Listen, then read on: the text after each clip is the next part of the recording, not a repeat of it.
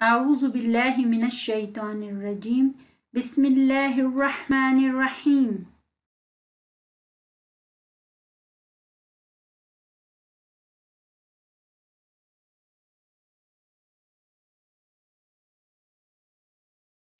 آج انشاءاللہ تعالی ہم سورۃ البقرہ کی آیت نمبر 177 سے لے کر 182 تک کے روٹ ورڈز کو پڑھیں گے۔ تو چلیے سب سے پہلے لفظ پر آ جاتے ہیں۔ سب سے پہلا لفظ ہے البر۔ البر، با را اس کا روٹ ورڈ ہے اور اس کا مطلب ہے نیکی۔ بر کا مطلب ہے نیکی، بھلائی، اچھائی، مہربانی وغیرہ۔ پھر ابرار کا مطلب ہوگا نیک لوگ۔ قرآن پاک میں آیا ہے کرام بررہ، تو یہاں پر بررہ کا مطلب ہے ذمہ دار، ڈیوٹیفل یا نیک۔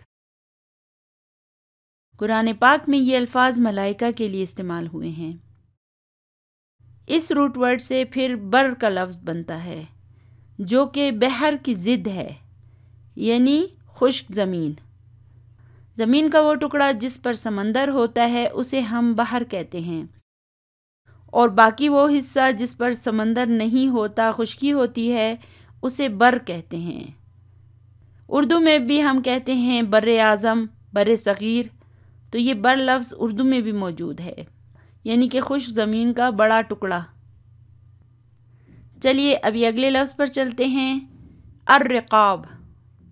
الرقاب کا مطلب ہے گردنیں۔ مراد ہے گردنیں چھڑانا، غلامی سے آزاد کرنا۔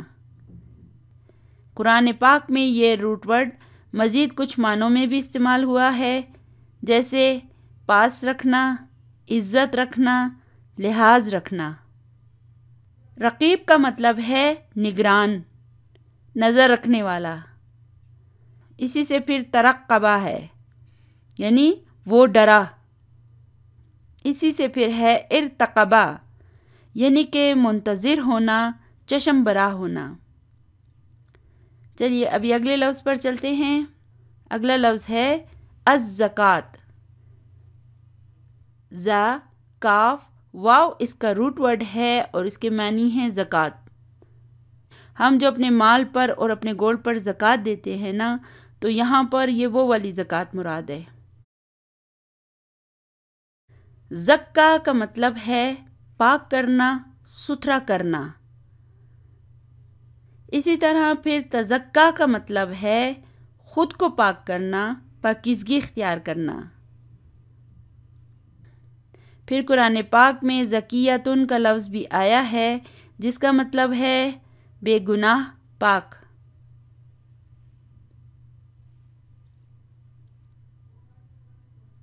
چلیے ابھی اگلے لفظ پر چلتے ہیں۔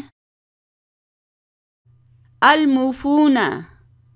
واو، فا، یا اس کا روٹ ورڈ ہے اور اس کے معنی ہیں پورا کرنے والے۔ وفا کا مطلب ہے پورا کرنا، اور پھر ایفا کا کیا مطلب ہے؟ ایفا کا مطلب ہے وعدے کو پورا کرنا۔ وفا کا مطلب ہے پورا پورا دینا، اور توفا کا مطلب ہے پورا پورا لے لینا۔ اردو میں بھی اس سے وفات اور فوت ہونے کا لفظ موجود ہے، اور پھر اس سے ایک لفظ متوفی ہے، یعنی وفات پانے والا، یہ اردو میں بھی موجود ہے۔ چلیے ابھی اگلے لفظ پر چلتے ہیں۔ حین۔ ح، یا، نون اس کا روٹ ورڈ ہے اور اس کے معنی ہیں وقت۔ حین کے معنی ہیں مقررہ وقت یا ایک وقت، یعنی a period اور a time۔ چلیے ابھی اگلے لفظ پر چلتے ہیں۔ اگلا لفظ ہے القصاص۔ قاف، صاد، صاد اس کا روٹ ورڈ ہے اور انہوں نے اس کے معنی لکھے ہیں برابری کرنا۔ قصاص کا مطلب ہے قانونی سزا، جو شرعی سزا ہے نا، اسے قصاص کہتے ہیں۔ جیسے کسی سے اگر غلطی سے کوئی شخص قتل ہو جاتا ہے تو پھر وہ اس کے گھر والوں کو اس کا ہرجانہ دیتا ہے، اسے قصاص کہتے ہیں۔ اسی روٹ ورڈ سے پھر قصص کا لفظ بنتا ہے، جس کے معنی ہیں واقعہ، بیان، ذکر یا کہانی۔ اور فعل قصہ کا مطلب ہے بیان کرنا، سنانا، ذکر کرنا۔ چلیے ابھی اگلے لفظ پر آ جاتے ہیں۔ الحر، حا را را اس کا روٹ ورڈ ہے اور اس کے معنی ہیں آزاد۔ حر کا مطلب ہے آزاد انسان۔ پھر اسی روٹ ورڈ سے ہر کا لفظ بنتا ہے، جس کے معنی ہیں گرمی، تپش، حرارت، اور پھر اس کی جمع حرور ہے، حرور۔ اسی روٹ ورڈ سے پھر قرآن پاک میں حریر کا لفظ استعمال ہوا ہے۔ حریر کسے کہتے ہیں؟ سلک یا ریشم کو۔ قرآن پاک میں اسی روٹ ورڈ سے لفظ محرر بھی آیا ہے، اس کا مطلب ہے وقف کیا ہوا۔ چلیے ابھی اگلے لفظ پر آ جاتے ہیں۔ الانثی، الانثی، حمزہ، نون، سا اس کا روٹ ورڈ ہے اور اس کے معنی ہیں عورت۔ انس کا مطلب ہے فیمیل، مادہ، عورت یا لڑکی، ان سب کے لیے آتا ہے۔ ہم اردو میں بھی کہتے ہیں مذکر، مؤنث، تو یہ مؤنث لفظ بھی اسی روٹ ورڈ سے بنا ہے۔ اور الحمدللہ چونکہ ہم اردو بولتے ہیں اس لیے ہمیں اس کے معنی پتہ ہیں۔ اگلا لفظ ہے اوفیہ، عین، فا، واو اس کا روٹ ورڈ ہے اور اس کا مطلب ہے معاف کر دیا جائے۔ عفو کا مطلب ہے معاف کرنا، درگزر کرنا۔ یہ لفظ تو ہم اردو میں بھی استعمال کرتے ہیں نا، عفو و درگزر، تو عفو لفظ اردو میں بھی موجود ہے۔ چلیے آگے چلتے ہیں۔ اخی،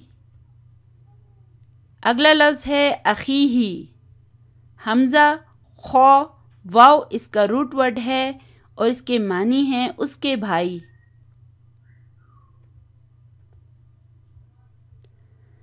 اخن کا مطلب ہے بھائی، اسی سے پھر اختن کا لفظ ہے جس کا مطلب ہے بہن۔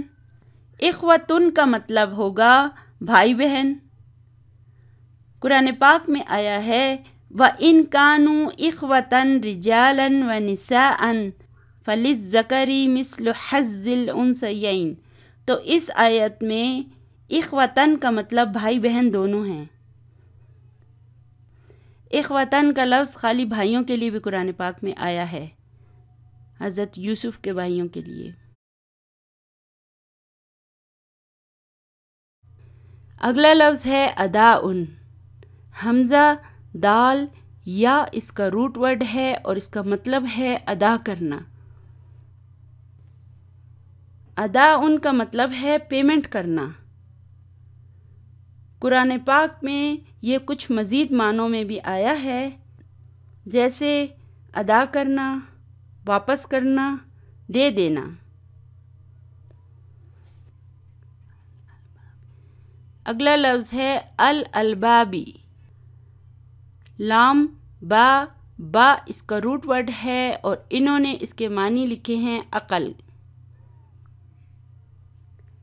الباب کا مطلب ہوتا ہے عقل رکھنے والے، سمجھدار، ہوش مند۔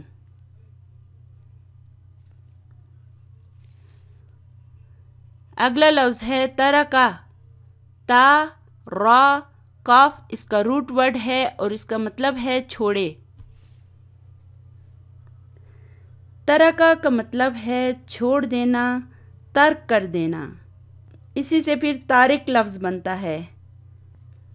اس کا مطلب ہوتا ہے چھوڑنے والا، ترک کرنے والا، اسی سے پھر ترکا لفظ بنتا ہے۔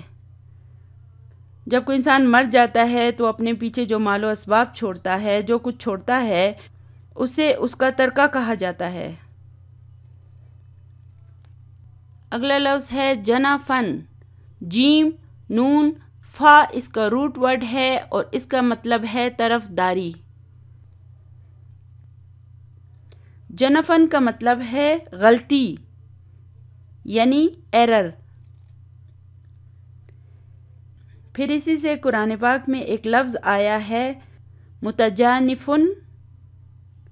متجانفن کا مطلب ہے میلان ہونا، دلچسپی ہونا، مائل ہونا۔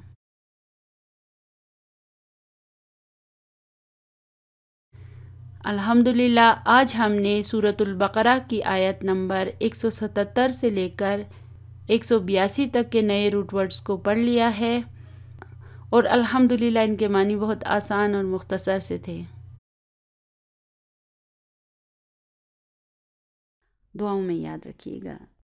جزاکم اللہ خیرا کثیرا۔ السلام علیکم ورحمۃ اللہ